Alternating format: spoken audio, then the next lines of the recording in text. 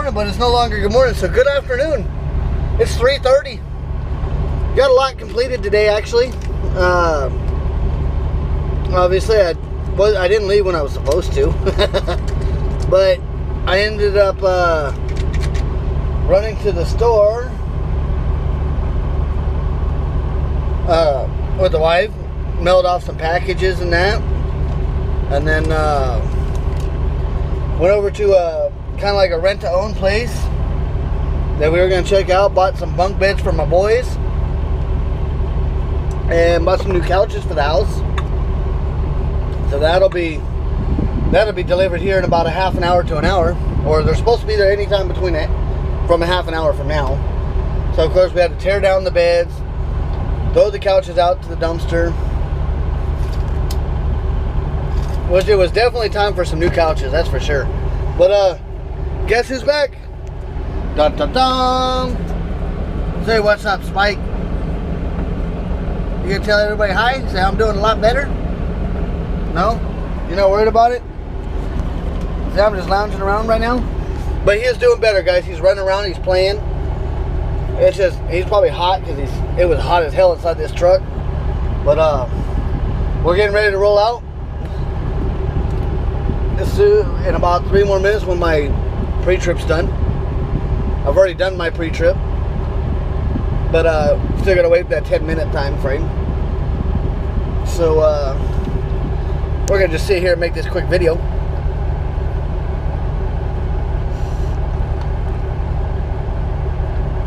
What the hell?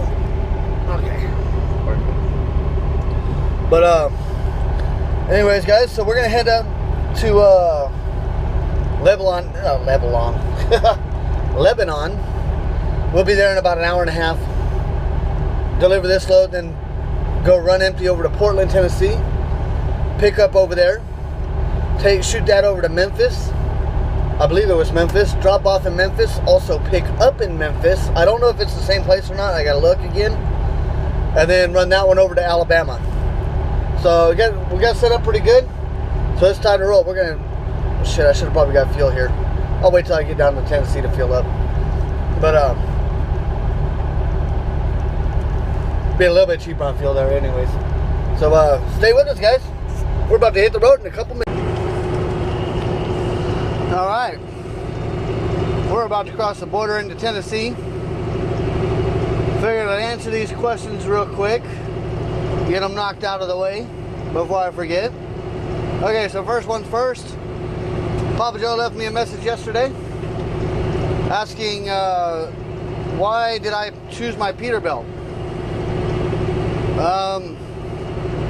Price had something to do with it. The well-known name, of course. It's roomy as shit inside compared to a Volvo.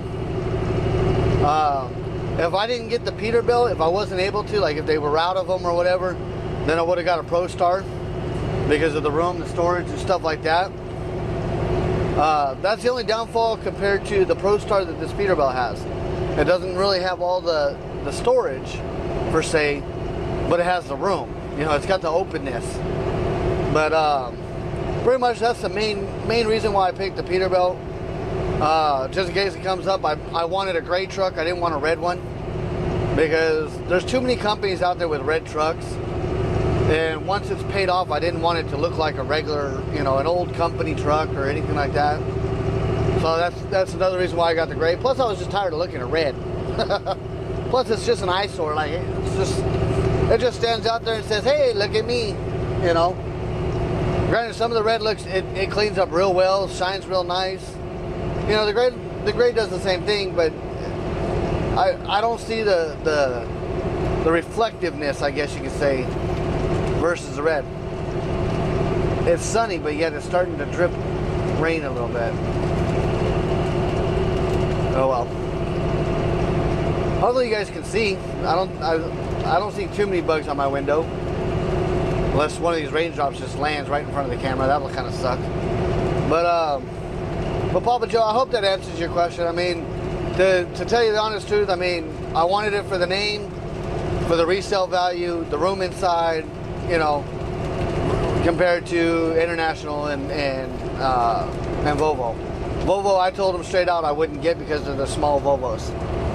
I told them, in my eyes, I'm not that big of a dude, but if I stand up, turn my ass sideways, and half my ass hangs out of the curtains, the truck's too small. You know, I can fully stretch out in this thing.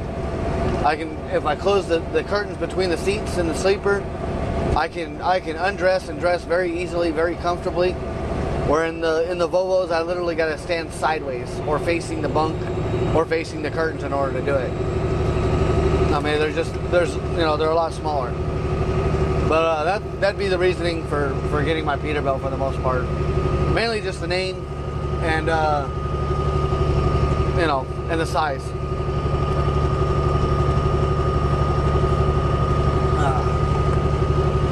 We got another question from Mark today. Asking, shit, what did you ask me, Mark? Let's see here. You asked me,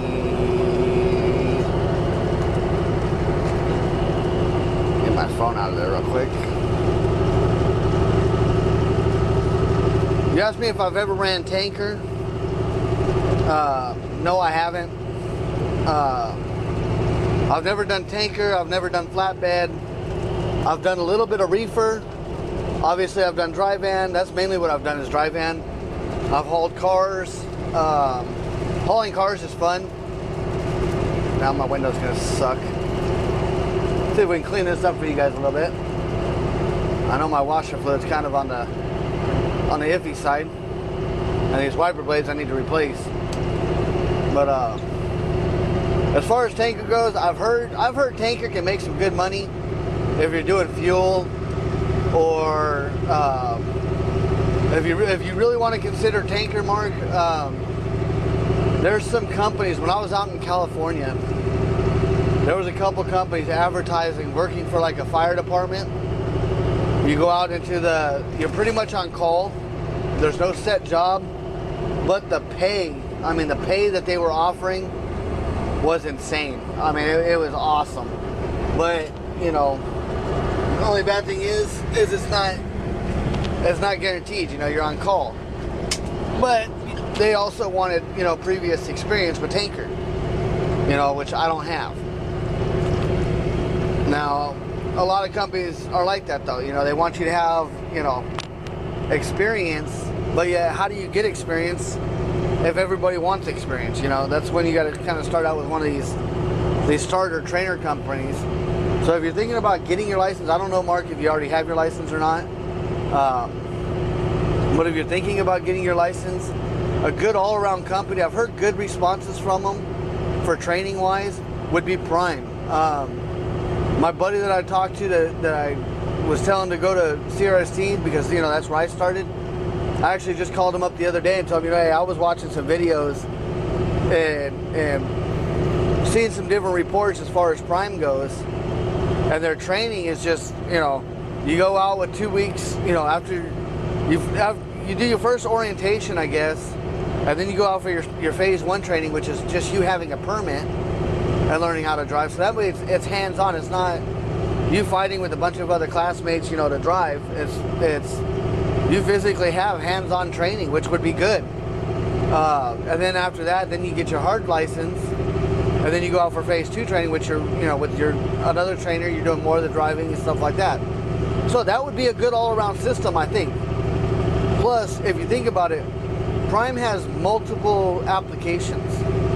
They have reefer, they have food grade tanker, and they also have flatbed. So you can kind of bounce between them all, you know, get all your endorsements, you know, your tanker, your triples, your doubles, your, you know, depending on where you live. Well, I think you said you live in Jersey, which you ain't got to worry, I don't ever go up there.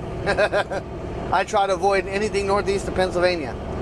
There are times that I do go there. You probably saw one of my videos where I went into New Jersey real quick and I got my ass right back out of it. I don't like the traffic. That and no offense to you, Mark, I hope you're not one of the guys out there, but people have no common courtesy over there for the big trucks. They get careless if you have your blinker on or not. I've had so many times where I've been trying to back into a place off of the street and they're in so much of a rush they got to go behind me and make me stop while I'm backing in. Where all they got to do is give me, you know, an extra 10 or 15 seconds. So So I mean, I avoid Jersey, I avoid New York like the plague. You know, I don't go up there. But with that being said, Mark, if you once you get your license, if you're really thinking about doing it, and you get out on the road, you know, keep in touch. You know, hell, you know my videos are roughly about a day behind. So pretty much what you're watching today, I did yesterday. So you'll know roughly where I'm going to be headed. And if you're in that same general direction, hit me up, leave me a comment or something, you know, message me on Facebook, you know, something. And we'll get together, have lunch, you know, have dinner, breakfast, whatever the case may be. You know, just stop for a quick coffee break, whatever, you know, depending on the times that we have. But as far as that go, I mean, that's one of the good training programs for you know, that way you can get your foot in the door in multiple different how do I want to say that, and multiple different style of like divisions, I guess, you know, because you got the food grade, you got the tanker, you got the food grade tanker, you got the flatbed and the reefer. Hauling reefer is just like hauling dry, other than you gotta always set your you know, your reefer temps, maintain those, always you know, keep an eye on your reefer fuel, shit like that. I did do reefer, but I didn't do very much of it. Like I said, I've been mainly dry. That's pretty much the only thing I've ever really done, other than hauling cars for like a year and a half, almost 2 years. But it wasn't even on one of these 10-car haulers. I was driving around in a little Dodge Ram with 3 cars on my trailer. You know, I was working for another guy. I'm still in contact with him. You know, we talk on every now and then. Can't wait to get back down to Dallas and hook back up with him, get some lunch or some shit. You know, catch up on old times. He was a damn good guy. Damn good guy. But other than that, I mean, as far as my knowledge of what pays the best, I'd have to say like heavy haul. Pretty much all these big oversized loads, no matter if you're a company driver or not, they pay pretty damn good. And I think that'd probably be your best pay, unless you do like that firefighter stuff that I was telling you about. The only bad thing about that, I don't remember what the name of the company was, but the only bad thing about that is, you know, you're on call. And you gotta think about it this way: how many forest fires are there in a year? You know, there's not too many of them. So I mean, it's just more of like a summertime job almost, you know. And then even at that point, it's still not guaranteed anything. But for the time that they use you, you're making some damn good money. But then you're out on the road for a month or two, you know. But as far as regular trucking goes, I'd have to say your best pay would be in heavy haul, you know, oversized loads. I know ATS. I've heard good things about their company. They do a lot of the heavy haul. Any flatbed work, you would get paid more for flatbed work than you would reefer or drive-in. And it's all because of, you know, your tarping and all that kind of stuff. So if you want a job that you're going to be physically active to, you know, help keep weight off or just stay fit, you know, stay, you know, keep your ass in shape, flatbed would definitely be the way to go, you know, or oversized loads, because you're out there, you're chaining shit down. Granted, the oversized stuff, you don't really have to tarp. I don't think I've ever seen an oversized load tarped. They're always just, you know, chained and strapped down. But, you know, flatbed work, you get your exercise. Hauling cars, you get exercise because you're throwing chains. Plus, hauling cars is pretty cool, you know. Now, like I said, I never worked for a big company hauling cars, so I don't know what they truly pay and how profitable hauling cars would be. But just the experience of it is fucking awesome, because you get to drive all kinds of different vehicles. I've driven Bentleys, Maseratis, I drove a couple Ferraris, Porsches, I drove an old classic Rolls Royce, like an 82 Rolls Royce. That thing was cool back in its day. You know, but in fucking, what was that, 2009, 2010, something like that? Driving a 1982 Rolls Royce, that thing was like an old fucking Toyota. It was just it was pointless. I definitely wouldn't have seen the money. You know, even at what they were selling them for, you know, 20, 30 grand or whatever that it was still going for. I don't see the money there. Granted, other than that it's just got the name. You know, it's a Rolls Royce and it's classic at that point. But it was pretty cool.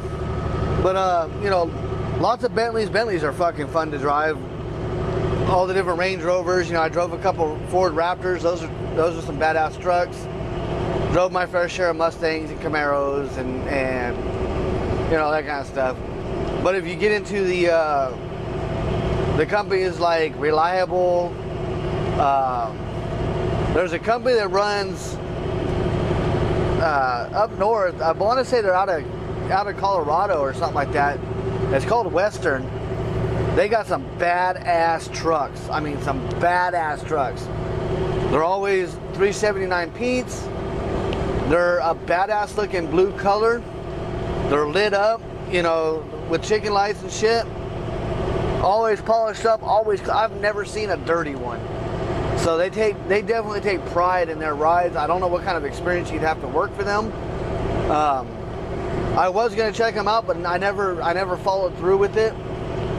They have reefer divisions. They got that. I actually saw one of them hauling a car trailer, which they're running for, you know, just like Reliable is, going to the Barrett Jackson auto shows. So therefore you're hauling, you know, high-end, you know, exotic cars, old classic hot rods, you know, high-priced vehicles go in those enclosed trailers. You know, high-priced vehicles. Or shit that they don't want, you know, the elements taking effect on. So I mean, you can drive Ferraris, Lamborghinis, you know, old school hot rods for some celebrities and shit. I mean, you can drive all kinds of shit when you go into those enclosed car trailers. Now, if you're single, like my buddy is, I'm gonna talk to him about it and see if he would be willing to do it or not. Hooking up with Reliable, hauling some cool ass cars, because they're, you know, you're driving these trucks and they got the super sleepers on them. Granted, you're out on the road for a month, 2 months at a time, but you're hauling some badass fucking cars, and you got that badass fucking truck with that super sleeper. You can't say no to that shit. Plus, I heard the pay's pretty good for it. So I mean, you know, yeah, you always have that route. All I can say, Mark, is just, you know, you gotta, just like for the people asking about lease purchases and stuff like that, you know, you just gotta do your research and you gotta call around. You know, obviously the higher paying companies aren't gonna hire you unless you have a good amount of, you know, safe driving experience. You know, they're not gonna hire you with only 3 months. You know, a lot of the higher paying companies, you need at least 1 year to 2 years experience over the road driving. So, you know, keep that in mind. You know, start out with a company, you know, do your training and all that shit there, and then, you know, then you can move on to something else, and then, you know, once you get that, you know, 1 year to 2 years, then go do your dream job, I guess you can say. That's just a way to, you know, that's just a way of thinking about it. But as far as that goes, I believe that was all the questions. I'll double check again here when I stop. So just stick tuned or stay with us, and we'll be delivering this load here probably in about 45 minutes or so, give or take. We're about 20 miles from the Nashville line, or from the, you know, the Nashville main area. Bad thing is, we're going to be coming into rush hour traffic. I should have left the house sooner, but with buying the couches, I got kind of held up. Plus, I had to tear everything apart and, you know, make room for the shit. Can't leave the wife just stranded trying to deal with it. So, but stay with us, guys, and we'll keep getting in touch with what we're doing and where we're going.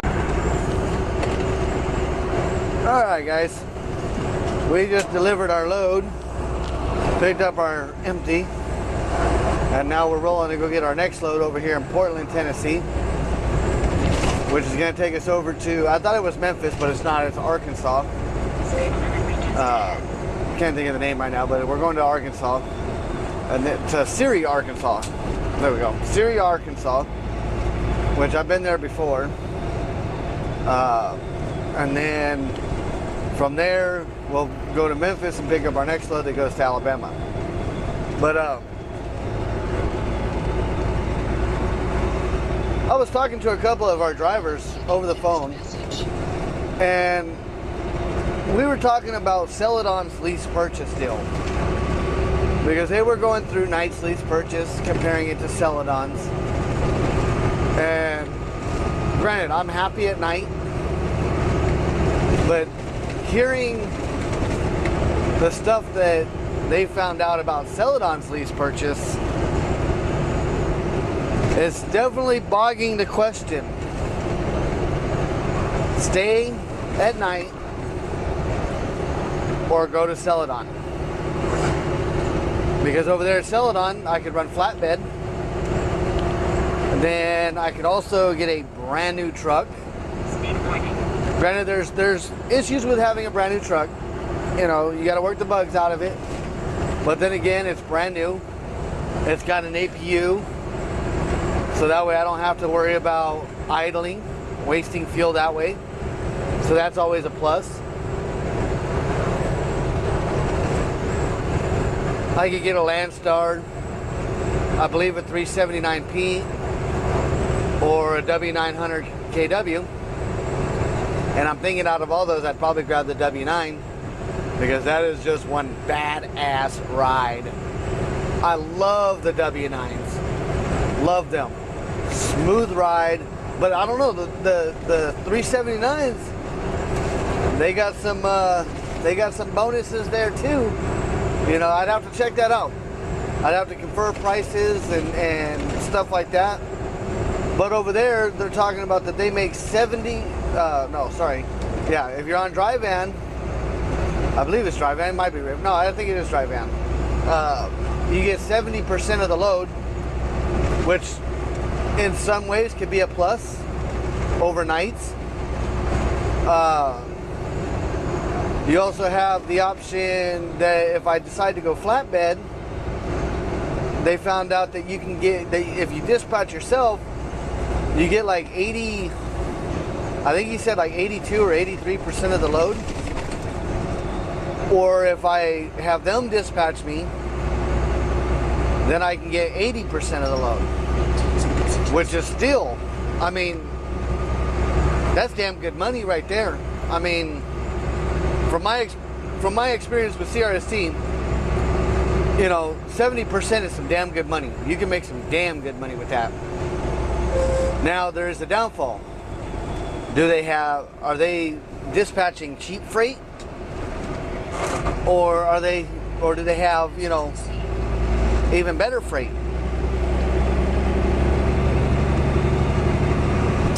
The one guy I was talking to, he was saying that they were researching it out, and the average load was paying like right around $1.82 or so. So I mean, it's a whole lot better than $1.20 that I'm making now. Granted, I would have a higher truck payment every week.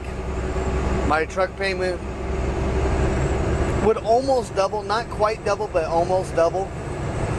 But then again, you know, you're getting a brand new truck with an APU and an inverter. Cool little rat rod there. But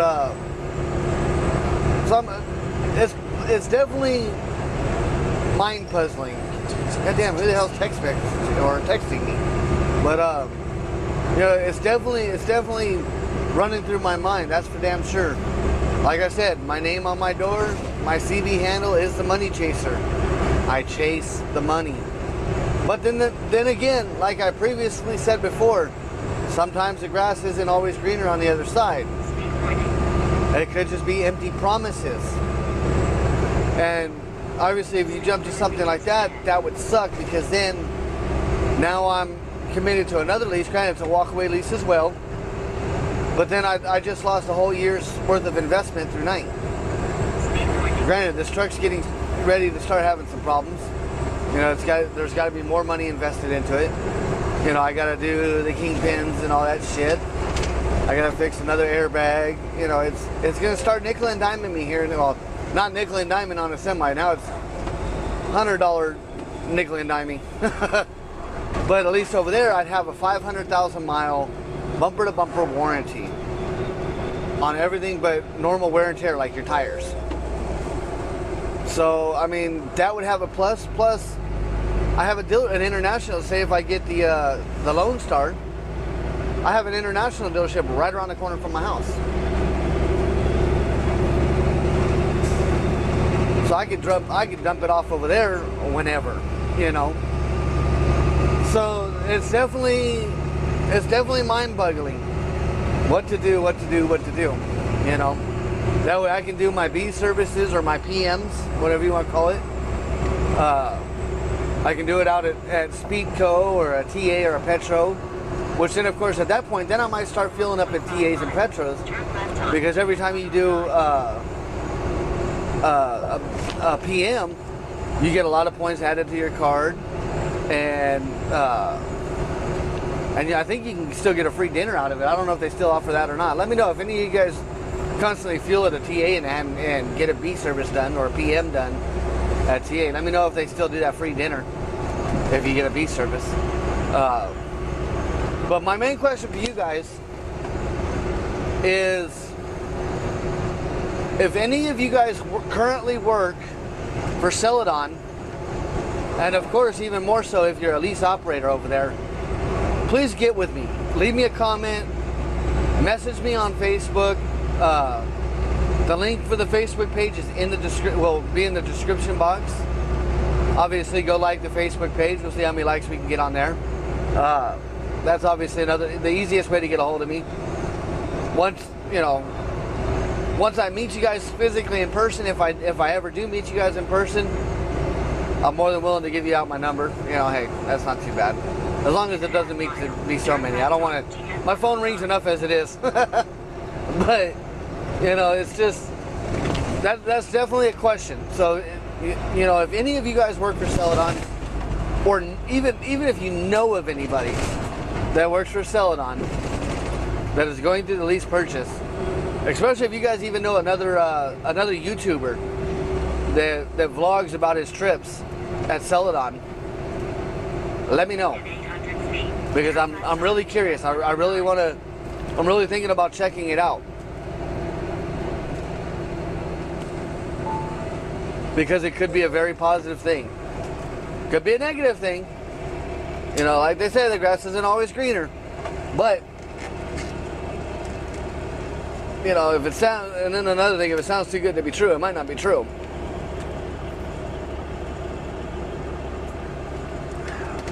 But then again, I've never really heard anything really bad about Celadon's lease purchase. I've never heard anybody backtalk it. So, you know, that's another reason why I said it could be a good thing, you know. So definitely let me know. But right now we're 23 miles away from where we got to pick up. Running through Tennessee over here on the back roads, getting back up there to Interstate 65, and we'll pick up this next heavy ass load. And see, that's one good thing about Celadon, is if I get flatbed, then I can get my exercise by tarping and strapping and doing all that kind of stuff. So that could definitely be a plus. We'll just have to play it by ear and see what happens. Of course, nobody wants to let me over.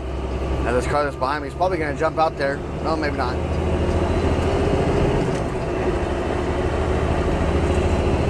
Figured he was going to jump out there and not let me over. But let me know, guys. You know, especially if you know anybody. But we're going to keep cruising over here. We're going to go pick up this load. Most of the talking now is going to be probably just straight to the camera. I might not talk very much more on this video, just because the sun is going down and it's going to get dark and you won't be able to see me. That's a good thing too, ain't it? You don't want to see my busted ass teeth. And for all the rude comments about my teeth, people I think I know about my teeth, you know, if I had the money to fix it, I would obviously fix them. It is a very slow process because I can only spend so much on dentist work every year. And pulling teeth and dentures and all that shit, that's a very expensive thing that I'm going through. So, no need to bring it up in the comments, I already know, but you guys are trolls, so feel free. I'll just delete the comment like I always do. You know, there's no point in it. But if you feel like wasting time, fill it, do it. But anyways, guys, we're gonna keep cruising over here, and we'll get back with you after we pick up and we start rolling. Stay tuned.